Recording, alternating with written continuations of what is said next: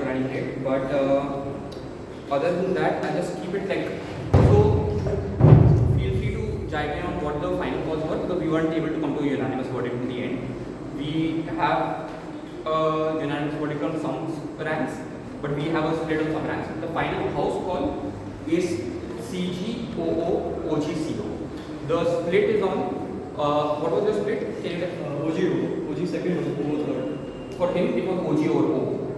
And for you also, it was OG over O. No, OG I put in the bottom, I put CO second and OO third. Yeah, for you it was CO over O. But anyways, I'll just discuss the prevailing call given the huge discussion. Let's start with CO first. So why does so initially at least initially at least Jairaj had you at first, and I do think that you have an interesting case. Unfortunately, I don't think that this is a case that is sufficiently built. So what's the large impact that you are trying to push? The end impact that you are trying to push is that this will lead to a state where the international community hates Mexico even more or blames the Mexican government for the drug crisis. So in status quo, the Mexican government is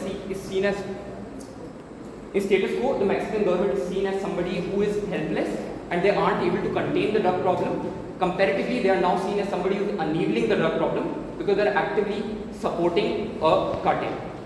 There are two problems I have. First, there is an implicit clash you have over here with OG, which I think is a burden missing on your part. OG claim is that the Mexican government is anyways in bed with multiple drug cartels in status quo. Which is, I don't know why in status quo, the way international community perceives Mexico is that it's this helpless government which is trying to solve the drug problem but is failing, rather than as a government which is perhaps corrupt and enabling multiple cartels at the same time if US and other countries hate Mexico anyways. So I think that's the first burden list that you have. Second burden list that I think, which is pointed out by CG and which also, to be fair, quite intuitive, is why this is the tipping point for anything to happen. Which is that sure, Mexico now gets created more. What's the end impact of that? And this is the third problem I have with this. So the end impact that you're trying to claim, at least in the member speech, is invasion. I think that to an extent that this is quite speculative because there are other factors that go into an invasion also. So for instance, the fact that US is already in a war at multiple fronts and that the Trump government isn't going to last forever, I don't know why I should buy invasion. But I think there are softer impacts that I'm able to buy. So for example, to some degree that maybe ICE will police you more as a regular Mexican in US. I don't know why this is the tipping point for it. Because if they hate you because they are racist, and that's the reason why they're going to blame you. I don't know why this is going to be uniquely the point. I do think that there is one persuasive reason for this, which you didn't remember, which is that when these drug cartels become very big, they not only are supplying drugs within Mexico, they also start supplying these drugs across countries because they have become so massively big, which is why now this becomes a headache for multiple countries. I don't know why this is not true in status quo already. Because that's literally the characterization that everybody is running on. So I do think that on the scale, it is slightly more as compared to status quo. I don't think that why it's sufficiently proven to be a tipping point for it to be a big harm. As compared to OG. So OG's claim, and I'll come to what problem I have with OG. One thing that I'm able to buy to an extent in OG is that this will, to an extent, this will be a successful policy and to an extent you will be able to kill some cartels because of it. And when you kill some cartels, there is some lesser inter-cartel violence. I think that this is also not built properly, but at least on comparative, I know that there is a certain impact of inter-cartel violence becoming lesser. What's the linkage for why this will succeed? The linkage is you get more information, and there is information asymmetry in status quo. So in status quo, you decide to attack these smaller cartels, but you aren't able to succeed because you don't have information about them because they're insulated, yada yada yada yada. And this, I don't think there is enough engagement on this, which is why OG over CO. Let's bring in O in the mix with OG. What's the big problem I have with this? So I think you only have one reason you have for why this is going to be a successful policy. Because I think a lot of this debate boils down to whether this will be a successful policy or not, and that's the primary clash which will have to happen, essentially. So what's the problem I have? One, I don't know why this information, so you do prove capacity, you do prove incentive. You do prove that when you go to a big cartel, the big cartel will have an incentive to rat smaller cartels out. That's intuitive. I don't think you need to waste that much time on it. I don't know why you have capacity. I don't know why the bigger cartels have so much information or insider information on the smaller cartels, specifically when they operate against each other. I think there are intuitive bits to it. For example, the fact that if you're fighting on a daily basis, you get more information. By the way, you don't state any of this. This is intuitive, but I don't think you state any of this. Compared to then O, which has a more stronger reason for why the smaller cartels will collaborate, I don't think you do enough damage there also in terms of saying that why they won't collaborate. So I do believe them that this policy will not be successful. If this will not be successful, I have a big question mark hanging at the end of OG. That what are you trying to achieve? Because you are increasing the violence that happens in short term. You aren't getting the success that you want. In any event, you don't tell me that what is the benefit of that success. So you don't tell me that what happens if this one big cartel is the only cartel that succeeds. So which is why you lose out to O. Now I'll come to CGO, which is the clash we spent the most time on. It was quite contentious for us, but I think we had a unanimous call on it in the end. So I'll just touch on why CGO. So the interesting bit of CGO is, and at the end also this is quite close for us regardless, like this one call which is close for us, the other calls are comparatively clear for us. So CGO, first question is, do we believe their characterization on status quo being of stability or your characterization of status quo being violence? We honestly believe neither. We think the truth is somewhere in between. Because I do agree that Raghav has strong analysis for why these cartels want stability in status quo, because you want to spread this trade. But at the same time, this also means that these cartels are greedy and they want to win more number of turfs, because more number of turfs means more profit. So I don't think it's true that they don't kill each other in status quo. I don't think it's true that they completely are going all out on each other in status quo. There is some degree of violence. So then the question becomes, how much more of this violence does increase? Because I think at the end, although you do strong analysis, at least in WIP, for why this will be a successful policy, they do to an extent prove that this violence will become extreme in the short term, and I think that this is something that I do credit to them regardless. So what's the engagement there? The engagement there is that you tell me, you give me a bunch of reasons specifically in WIP. First I come to the reasons that you give me in member. I think there's only one persuasive reason for me in the member speech, which is that you have one less factor to care about. The other reasons that you give me aren't that persuasive for me, because you give safe passage rights, okay, but I'm assuming that you get safe passage rights in the areas where the major cartel is already dominating, so I don't know why that helps to kill the smaller cartels in other areas. One reason that you do give me successfully is that, okay, you are able to now care about one less thing, because you as a government can now ally with the bigger cartel. You don't have to waste your money on killing the bigger cartel, and the bigger cartel doesn't have to waste their money fighting the government, which means that at least this sum of money goes to killing these smaller cartels.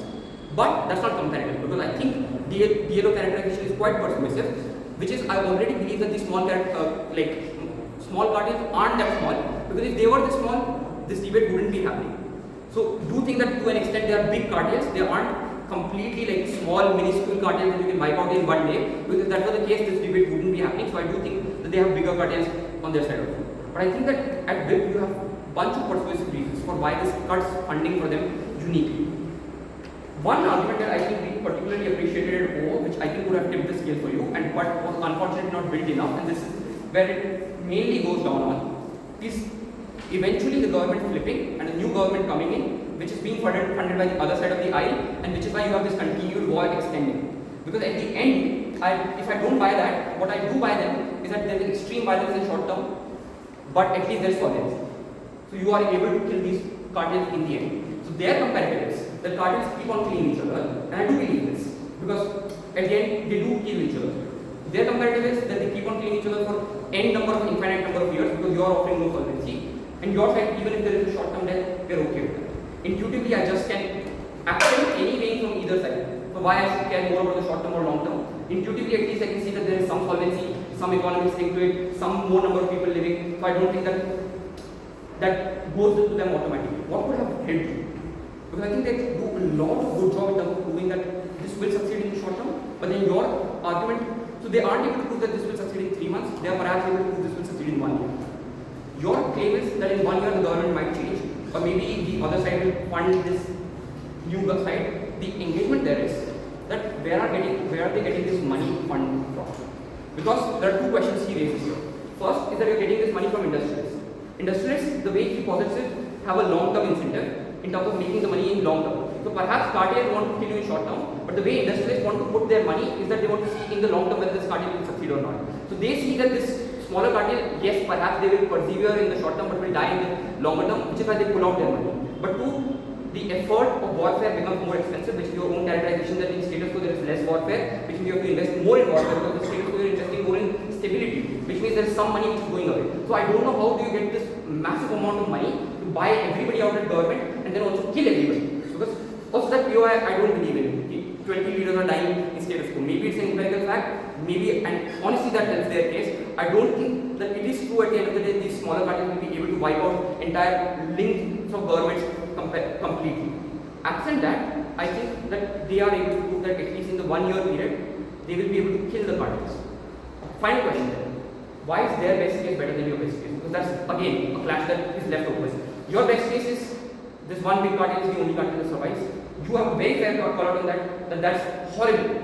That even if you have one big cartel, that's horrible. You have two max here. First is that this big cartel will terrorize people because they don't want people to rat them out. I think they have a fair call out here. That why do you care about rat out if the government is already in your pocket and by your own characterization you keep on becoming stronger and stronger? Who the fuck are you ratting anybody out? But you have a stronger claim there, which unfortunately is not built and could have been debated in this, is that the cartels have no morals and they will engage in wanton violence in any case. I don't know why that doesn't happen in status quo, A, that, and B, I don't think it's explained sufficiently for an ordinary intelligent voter to understand that what exactly do you mean by it.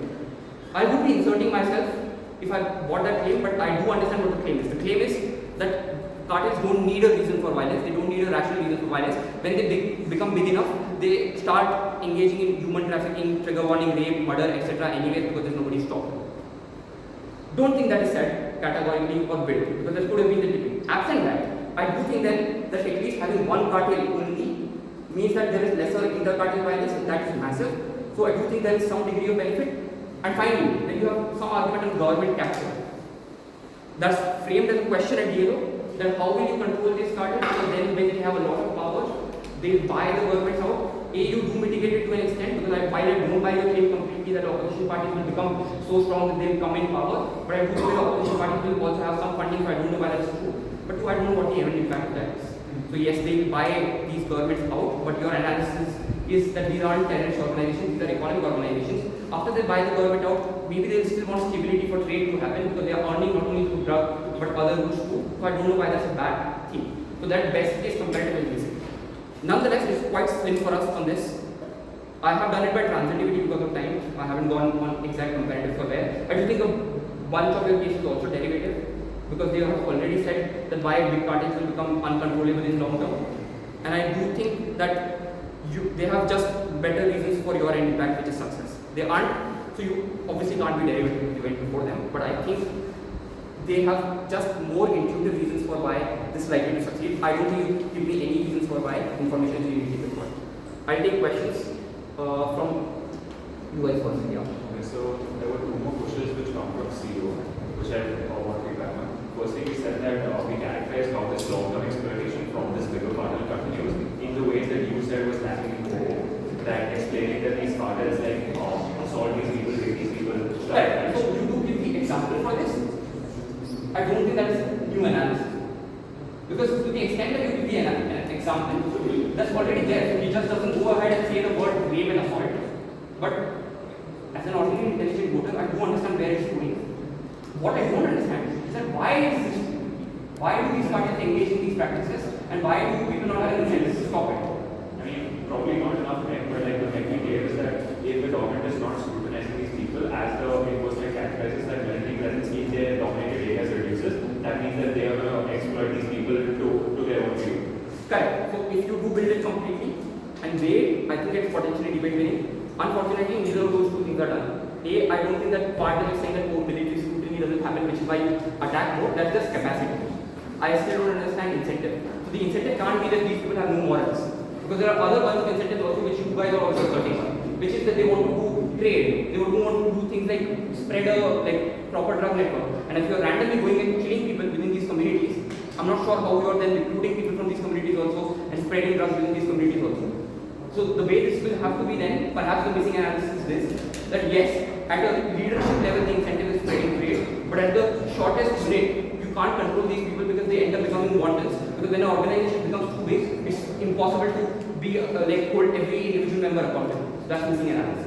That's missing one. Yeah. The second question that did come from CEO was that even if you don't buy the Beijing or nothing, due to international pressure, FBI starts getting put out. See, FBI we don't buy at all. A, I don't know why you look at FBI and status quo to the extent that it's important in this debate because so this relies on the fact that international actors putting in FDI do a moral comparison in their head, whether when they think that, oh, is the Mexican government responsible or not? If they are responsible, I'll not put money. If they aren't responsible, I'll put money. In my head, FDI is linked to whether there is drug problem within Mexico or not, and they are solving that drug problem. So on FDI, you can't really win, because the comparative on FDI will ultimately boil down to where on this side is the drug problem solved, rather than whether the Mexican government is seen as responsible. Maybe if you wanted to make it, one way to make that claim, again, I'm telling you missing analysis. Maybe the way to make it then is sanctions. To say that the Mexican government will be declared as a terrorist state, and then there will be international accountability on them. I think it's still a far-fetched, but that's the way to do it then. It can't be economic reasons for it. Because economic reasons are still the same, right? Because you would still want to get as much money as you can out of Mexico, regardless whether the Mexican government is a terrorist state or not. You guys have any questions? You guys? Mostly just on case execution.